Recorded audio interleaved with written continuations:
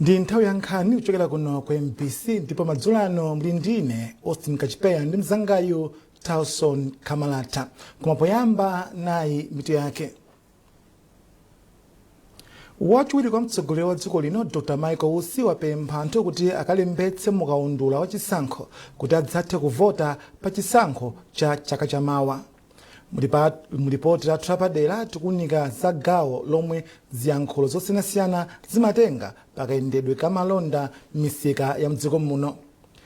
Bungwe loyendetsa masewero a anthu omwe ali ndi ulumali lapempha magulu okhudzidwa kuti athandizepo pamalo osewelera anthu aulumali ndi kuwapezetsa zipangizo.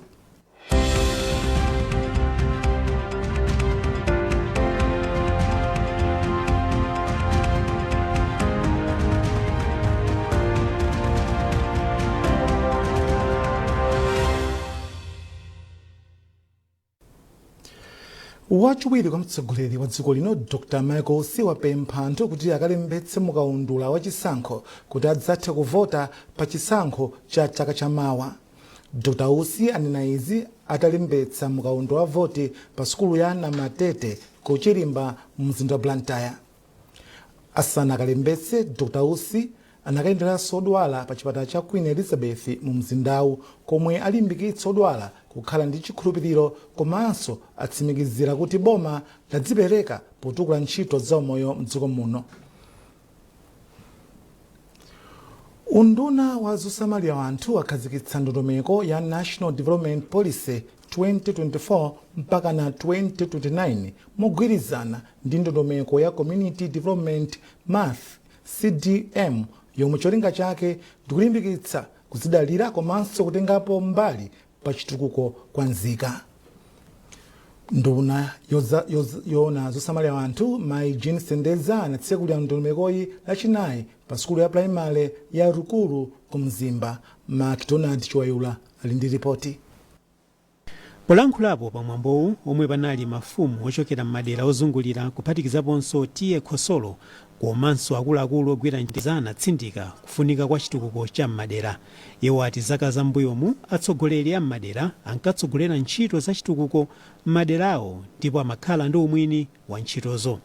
Nduna iyi ati makono ano kaganizidwe kotere kakuchepa zomwe zikubwezeretsa chitukuko m'mbuyo. Iwo ati boma ndi anthu ndipo anthu akhale ndi umwini wa chitukuko. Asendeza ayamikiranso anthu a dera la Khosolo m'boma la Mzimba chifukwa chodzipereka pa ntchito za chitukuko. Malawi ngati tonse tikukumbuka bwino tinkakhala nalo danga ndithu mwina 1 week yathunthu nthawi imene tinali ndi chipani chimodzi, ndipo nthawi imeneyo anthu amatha kumanga matoilet, amatha kumanga nyumba za aphunzitsi, kukonzanso mwina mabridge. Zimene zija zinatha titangolandira kuti yayi talowa mu democracy mu matipate. Anthu sitinamvetsetse bwino kuti kodi akati matipate ndi chani, akati democracy ndi chani. Anthu tinangoona kuti yayi akuti ndi ufulu umeneyo kodi wopanda nawo udindo ukhala ufulu bwanji.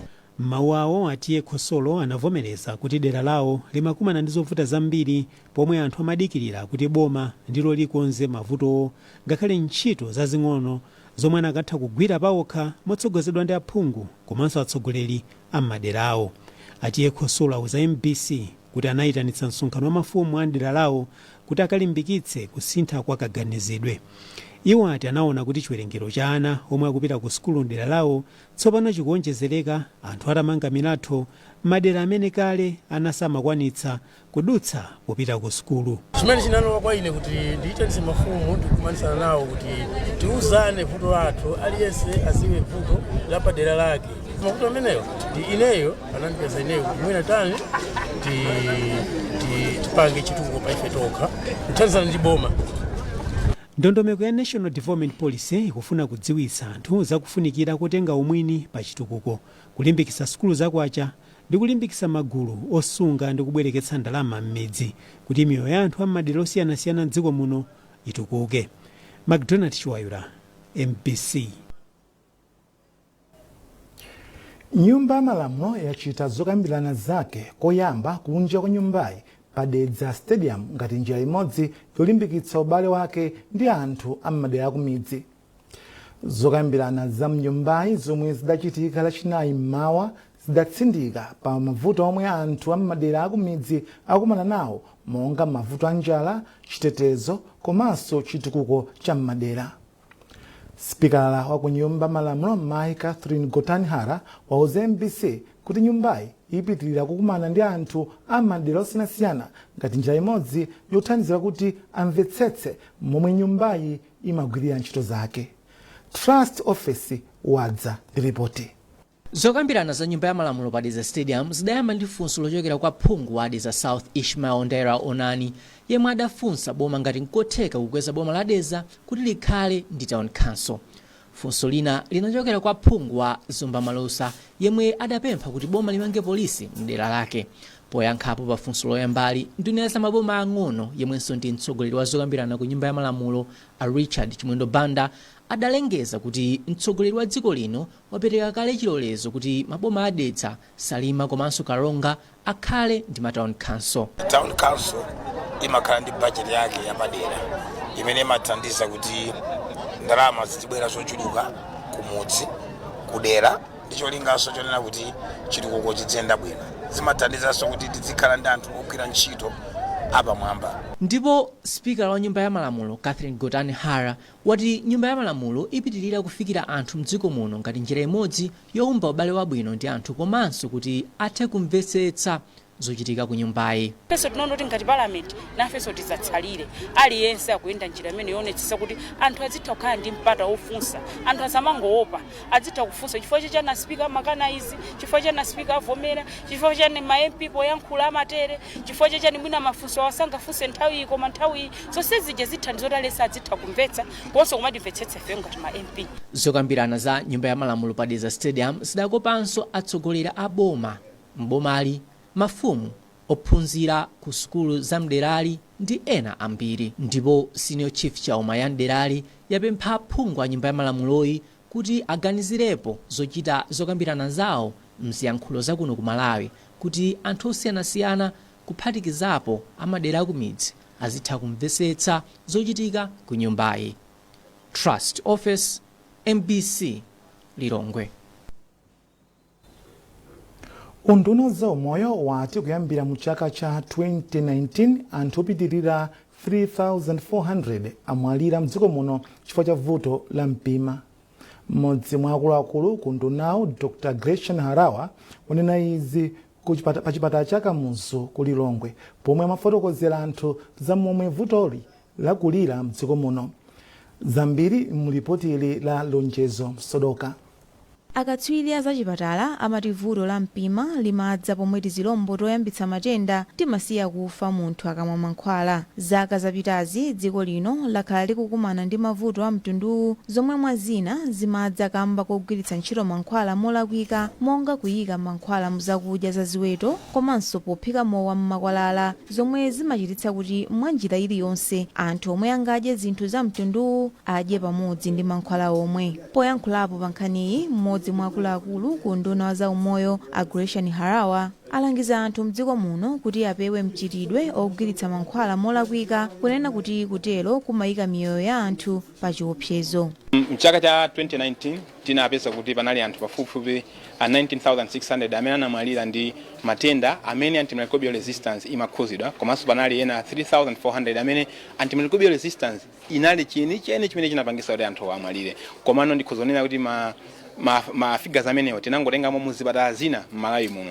Ndikhulupe kuti panopa 5 or 6 years later ma figures ake akuzakhala kuti ndi okwererapo. Poyankhula atatha kuphunzitsa odwala komanso ogwira ntchito pa chipatala cha Kamuzu Central, mmodzi mwa akuluakulu pa chipatalachi a Priska Mzomala ati vuto la mpima likuchulukirabe kunena kuti chipatalachi pamodzi ndi abwenzi osiyanasiyana apitiriza kuphunzitsa anthu zokhudza vutoli. Takhala tikupanga ma activities tosiyana-siyana monga ma health education, takhala tikuyenda m'maodi kupanga paste ma posters omwe akunena za uthenga umenewu onena kuti anthu asamangogulapo mankhwala mwachisawawa makamaka ma antibiotics komanso anzathu aza ziweto azinyama asamaphatikize feed ndi kapena amene akuweta zinyama asamaphatikize feed ndi ma antibiotics. Mmodzi mwa akuluakulu ku bungwe loona za mankhwala la PMRA a Anderson Ndalama walangiza anthu mdziko muno kuti adzipeza kupeza mankhwala m'malo oyenera komanso kuti adzimaliza mankhwala omwe achipatala awapatsa.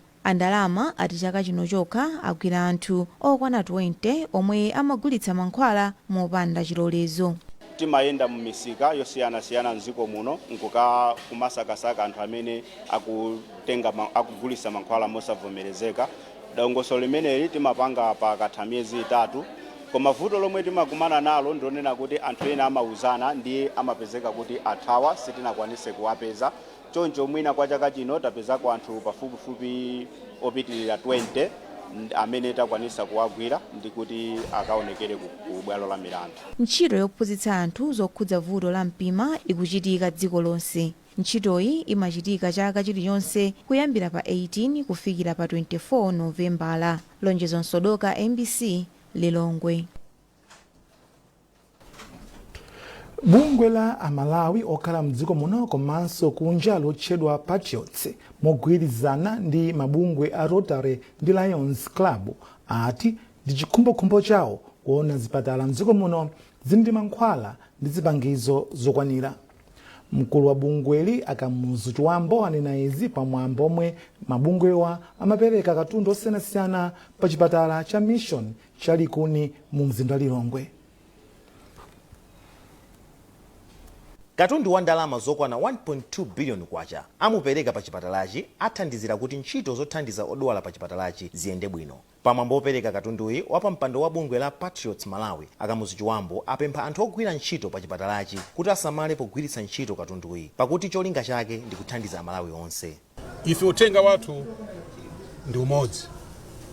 Choyamba anzathu ogwira mzipatala takonde Amalawi anzathu.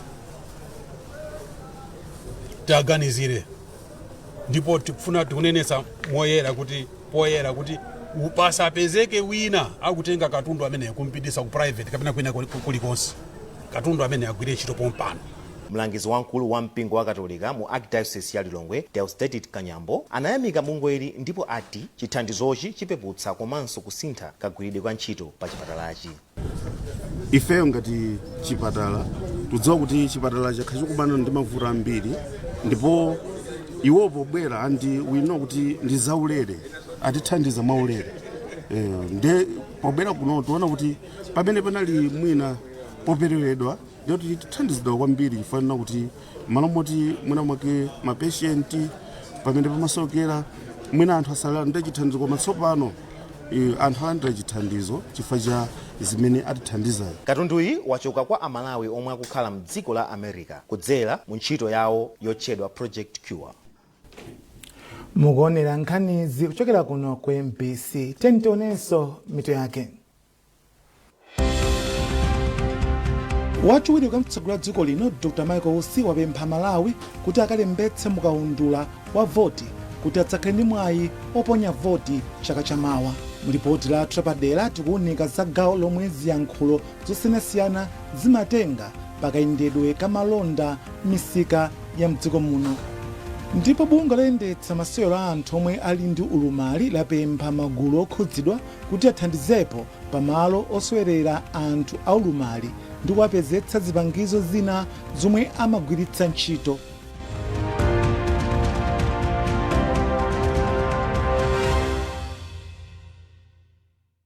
Do you love food? And then suddenly felt the burn? Don't let heartburn or indigestion ruin your meal. Try Tummy Sid. It gets to work fast to stop acids. Tummy Sid. Fast, soothing relief from heartburn.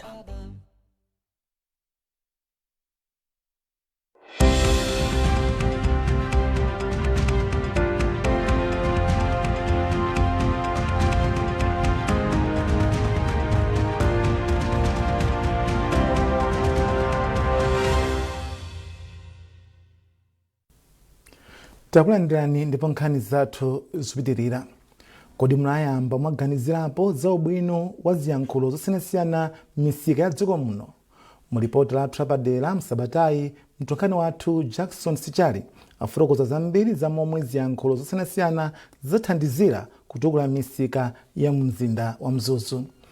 Jackson Sichali akunikanso momwe izi zikuthandizira kusintha miyoyo ya anthu ochita malonda ochokera ku madera osiyanasiyana a mdziko muno.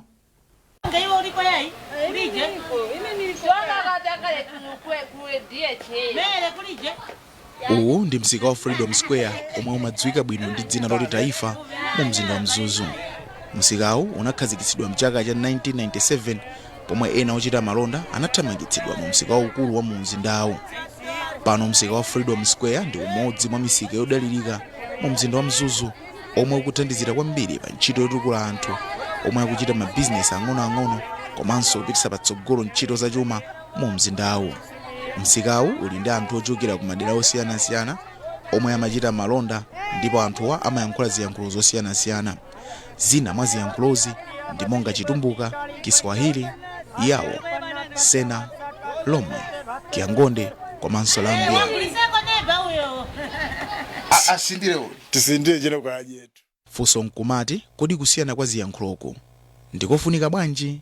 Martha Ntakoma ndi mmodzi mwa anthu ochita malonda mu msikawu ndipo akufotokoza kufunika kokhala ndi anthu ochokera ku madera osiyanasiyana omwe akuyankhula ziyankhulo zosiyanasiyana. Timaona anzathu aja amene amapangira business kuti anzathu kani customer akafika pa shop amamulandira chonche andefe kumala kuja tuperera pali ndene feso timazaberako ma style awo akumene kuja kuti okhenga tikuno ku Tanzania amatere customer akafika pa shop mpaka amapeza kuti customer jo ngati samafuna kugula chinthu amapeza kuti kugula chinthu. Poterapo ndemanga pa zomwe Ntakoma anayankhula naye mtsikana ochokera ku Chitipa Mese Msukwa akuti anaganiza zotsegula shop ku msikawu kamba kuti samafuna kuti adzikhala moyo odalira ndipo pakali pano akutha kupeza zofunikira pa moyo wake. Chomwe chinandipangisa kuti ndiyambe business chifukwa chakuti zinthu momwe zilili masiku ano zinthu zovuta chifukwa ndi amayanga sangakwanise zonse kundipangira pawo okha ndena uzoti kapena ndipasiko capital ndipange business kuti zina ndizizipangiza pa ine ndekha. Wapa mpando wa msika wa Freedom Square Alifa Saidi omwe amachokera ku Mangochi ati kukhala ndi ziyankhulo zosiyanasiyana zimawathandizira kuti athe kuyankhula ndi ogula mu chiyankhulo china chilichonse popanda vuto lina lililonse. Tikatengera ngati kumbali ya ziyankhulozi ndi chinthu choti chimathandizira ndithu kwambiri kumbali ya business chifukwa choti timavana chinthu chochita chimene customer akuyankhula nawo somatha kumva mpaka namathandizana mpaka napeze chinthu chimene chiti chofunikiracho. Msika wa Freedom Square sikuti umangopindula anthu ochita malonda okha ku msikawo kamba kuti konsolo ya mzinda wa Mzuzu imadaliranso msika omwewo potenga misonkho yomwe konsoloyi imatha kugwiritsira ntchito yochitira zina mwa zitukuko za mzinda wa Mzuzu. McDonald Gondwe ndi mneneri wa konsolo ya Mzuzu ndipo akufotokoza zambiri. Kuti ukafuna chinthu ku Taifa Market suka khala ngati mulendo chifukwa achewa ukapeza, atumbuka ukapeza, ayawo anzathu ku Tanzania ukapeza, even anzathu ku Rwanda ukapeza mu Taifa Market, even azungu amene zimene zitanthauza kuti anthu akutha kumvana bwinobwino andi business kumatheka bwinobwino.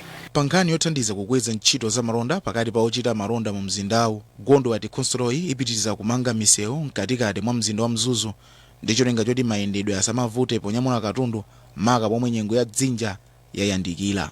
Boma la Malawi lili ndi malingaliro oyambitsa chiyankhulo cha Kiswahili msukulu za mdziko muno kamba kuti izi ndizofunika kwambiri pa ntchito za malonda maka pakati pa ochita malonda mdziko muno ndi maiko ena.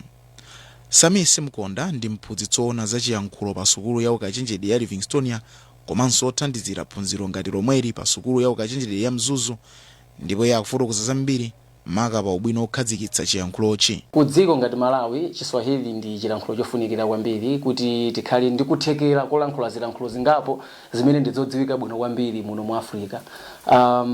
Kudziwa kulankhula ziyankhulo zochulukirapo zimene ndizodziwika kwambiri muno mu Africa kukhoza kuthandizira ku nkhani za malonda kwambiri.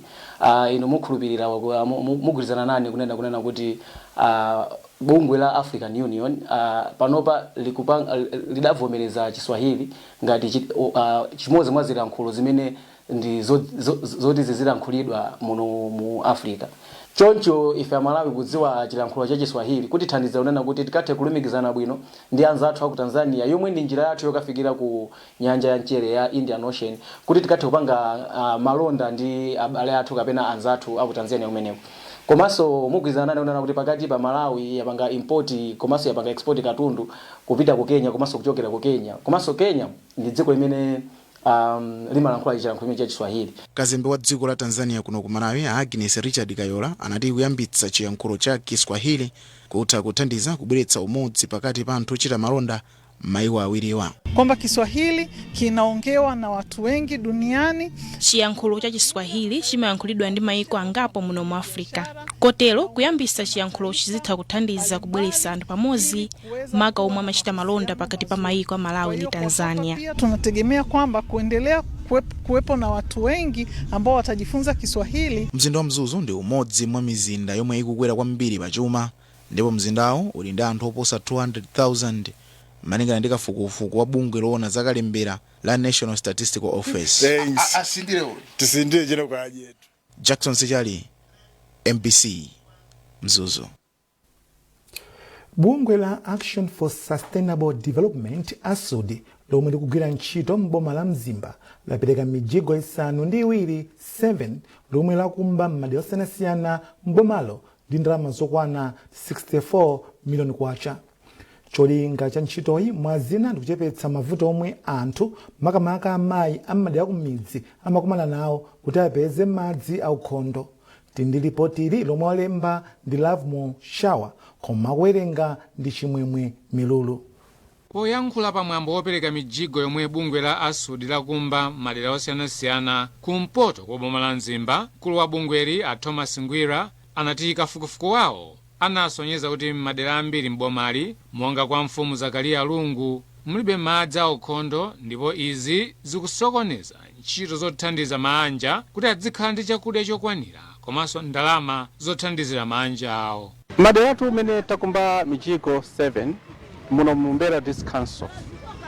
Vuto likulu kwambiri mbuyo linalila kukotuka madzi kumalo kutali. Mijigo imene itu kwambiri so taiperekaso kuti ithandize kwambiri pankhani yakuliza chakudya chimene anthu amapanga amakolola m'manyumba. Mwachisanzo nkhani za madimba ang'onoang'ono amene alimi amakhala nawo m'makolo mwawo, komanso matenda amene amabwera chifukwa cha kutenga madzi kumwa madzi osatetezedwa bwino anali ochuluka ngati kutsegula mimba. Mawu ake Caroline Imesh yemwe anayimira bungwe la Ecosolida la ku Switzerland anati bungwe lawo lipitiriza kuthandiza anthu mderali kudzera ku bungwe la ASUD. Ndipo yemwe anayimira DC wa konsolo ya Mberwa a Jacob Nkandawire anayamikira bungweli pokumba mijigoyi. Kana chitukuko ikuyenda bwino mogwirana manja chifukwa patoka amene sitingakwanise koma mabungwe amatithandizira lipereke chisanzo ngati bungwe la ASUD limene likuthandizira mbali ya nkhani ya madzi, nkhani ya ulimi komanso nkhani ya maphunziro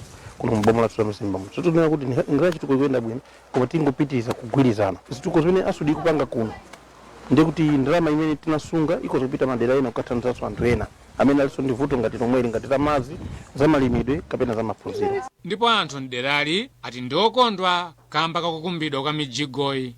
Bungwe la ASUD lagwiritsa ntchito ndalama zokwana 64 miliyoni kwacha pa ntchito yokumba mijigoyi zomwe zachokera ku bungwe la Ecosolida.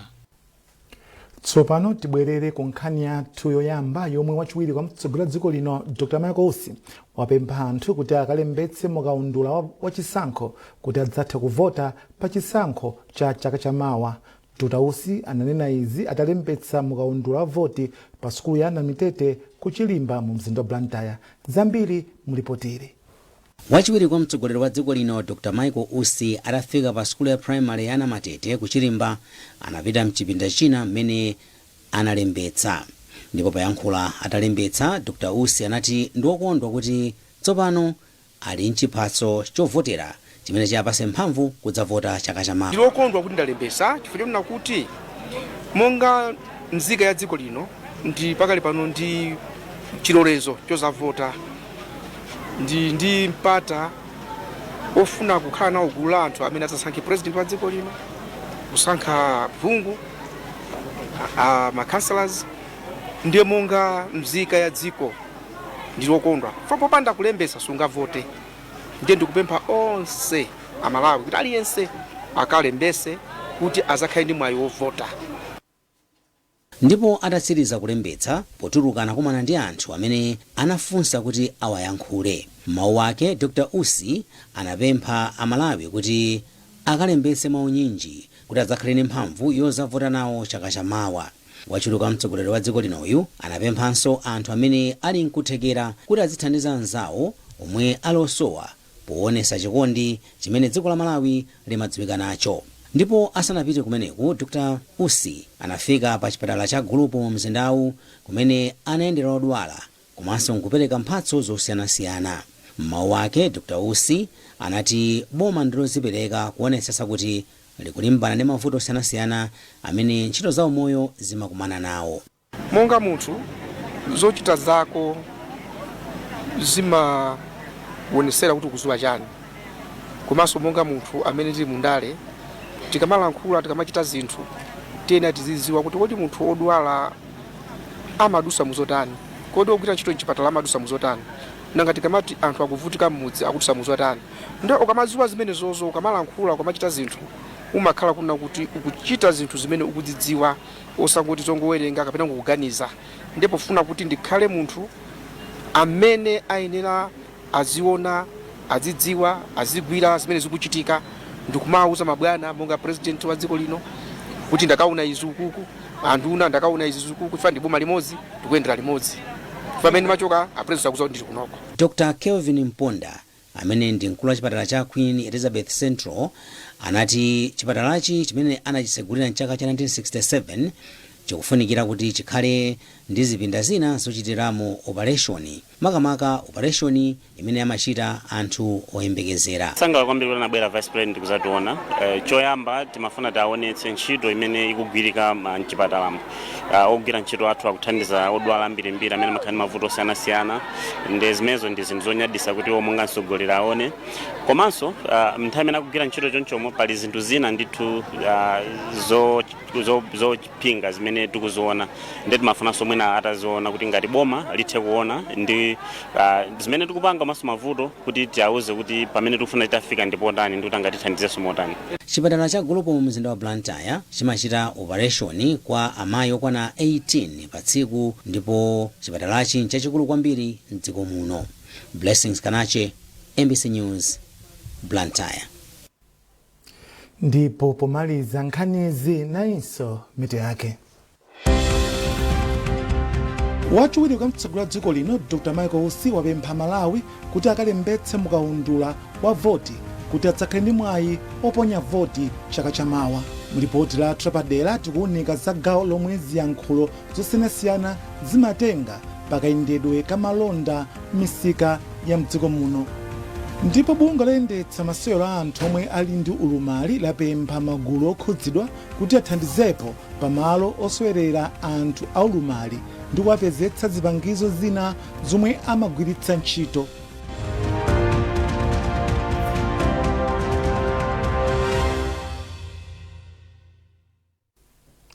Mnali ndine Austin Kachipeya ndi mzangayo Tason Kamalata, tikuti usiku wabwino.